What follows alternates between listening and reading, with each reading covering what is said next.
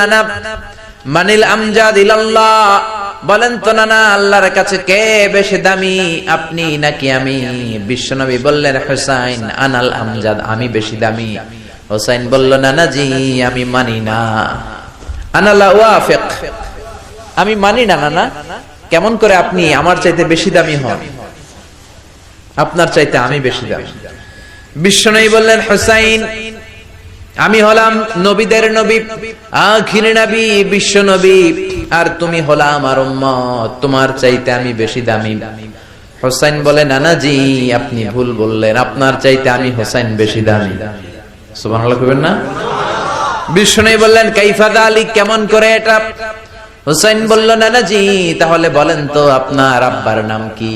বিশ্বনবী বললেন আমার আব্বার নাম হলো আব্দুল্লাহ। কি নাম?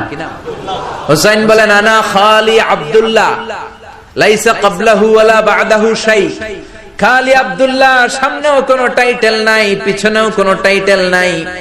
আমার আব্বার নাম আপনি জানেন নাকি? আমার আব্বা হলো শেরে খোদা, দুনিয়ার সব কাফির মুশরিকদের জন্য আল্লাহ আমার আব্বারে বাগ বানিয়ে পাঠিয়েছে। আমার আব্বা সাধারণ কোন মানুষ নয়, বিশ্ব নবীর মেয়ের জামাই। আল্লাহু আকবার। আপনার আব্বা আব্দুল্লাহ কি কোন নবীর মেয়ের জামাই নাকি? বলেন আমার আব্বার নাম হলো আলী কাররামাল্লাহু ওয়াজহা। বিষ্ণু বললেন তাই তো, আসলে তো তোমার আব্বা বেশি দামি। আবার হুসাইন প্রশ্ন করলেন নানা বলেন তো আপনার আম্মার নাম কি? কি নাম বিশ্বনবীর মায়ের? তোরা দেখে যা আমিনা মায়ের কোলে, মধু পূর্ণিমারি সে থাচা দোলে, যেন উষার কোলে রাঙার বিদোলে। তোরা দেখে যা আমিনা মায়ের কোলে, কুল মখলুকে আজি ধ্বনি ওঠে কে এলোই, কালিমা শাহাদাতের বাণী ঠোঁটে কে এলোই, পড়ে দুরুদ ফেরেশতা বেহেশতের দুয়ার খোলে। তোরা দেখে যা আমিনা মায়ের কোলে। আল্লাহু আকবার।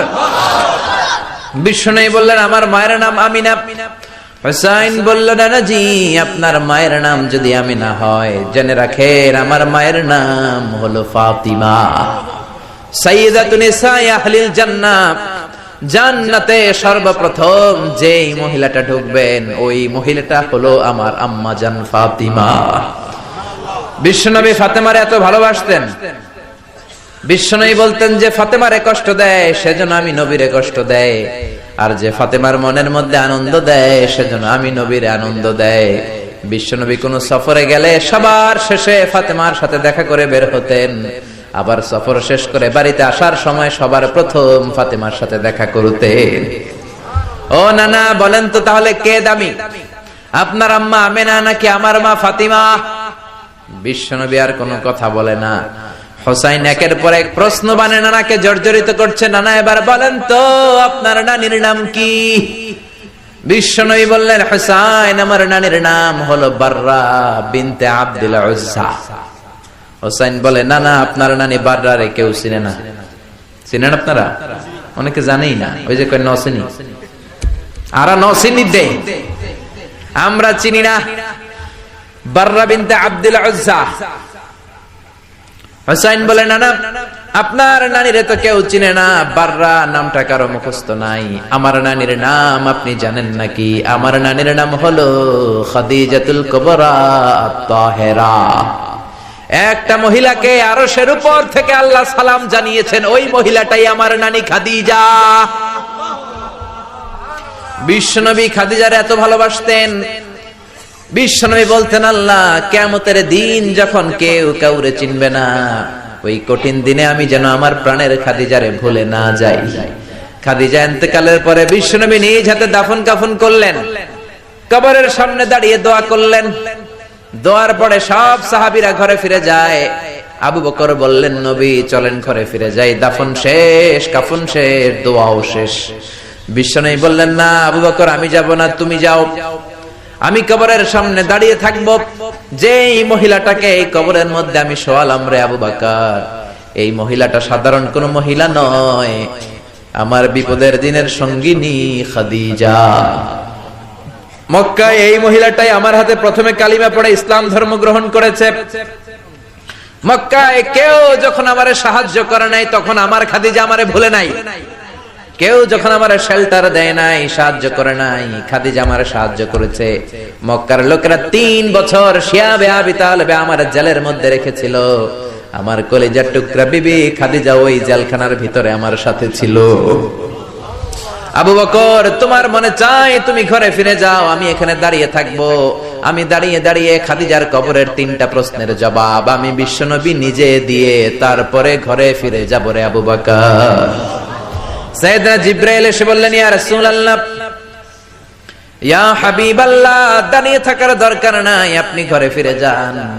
আল্লাহ বলেছে খাদিজার কবরের 3টা প্রশ্নের জবাব আরশের উপর থেকে আল্লাহ নিজেই দিয়ে দিবে। ও নানা, কই আপনার নানি বাররা, কই আমার নানি খাদিজা?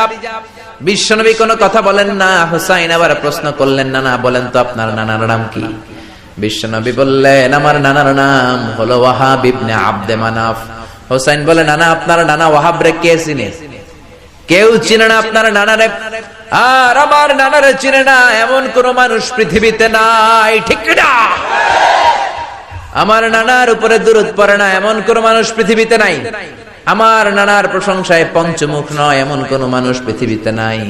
আমার নানারে মাছে চিনে, গাছে চিনে, জিনেরা চিনে, ফেরেশতারা চিনে, পাখিরাও চিনে, ঠিক কি না? আমার নানা হাউজে কাউসারের মালিক, আমার নানা শাফাতের মালিক। আমার নানা শুধু মানুষের নবী নয়, জিনদের নবী নয়, ফেরেশতাদের নবী নয়, আমার নানা সব নবীদের নবী, ঠিক কি না? আমার নানার নাম হলো, পড়েন, মুহাম্মাদুর রাসূলুল্লাহ সাল্লাল্লাহু আলাইহি ওয়াসাল্লাম। এই হলো আমার নানা। এবার বলেন কে দামি?